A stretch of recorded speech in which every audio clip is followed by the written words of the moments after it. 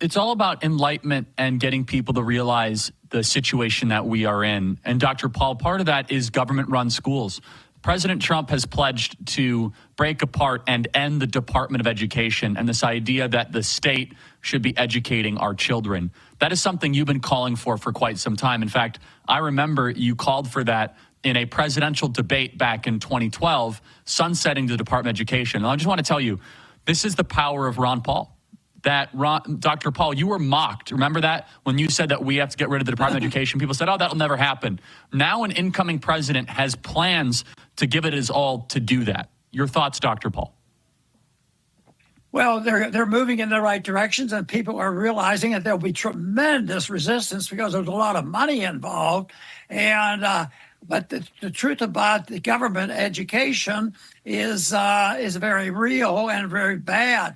But the other thing is, I like to move back what would be ideal. And the ideal is not available to us now, but I'm involved in it, and that's homeschooling and private schooling. But that's a small percentage of people. But the Constitution didn't prohibit the states from having a responsibility in education, so they do. So each, it's sort of like, the horrible things about COVID. Some people just moved away from these states that abuse the civil liberties, and people will move because of the educational system.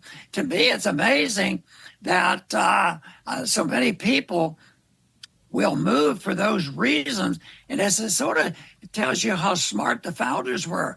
I'm sure they thought about that. If there's individual countries there and there's freedom to move about, and one country goes way off base, I think that not a whole lot of people are leaving Texas and says, "Oh, I could find a better life in California." People are coming from California to Texas, so that's one thing the founders did that we're making use of. But really, the moral thing is the parents are responsible for the education of their kids, and they need to deal with it. And when you think of wokeism in our public schools, it should excite a lot of parents to do something about it.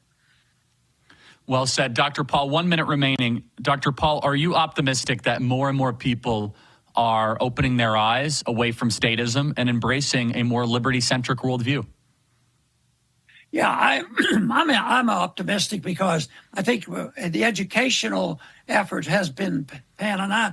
When I went first to Congress, not that I had anything to do with it, but nobody ever had heard about Austrian economics. I'd have people in major networks. What's this Australian economics all about? So, but now a lot of people know about it, and guess what?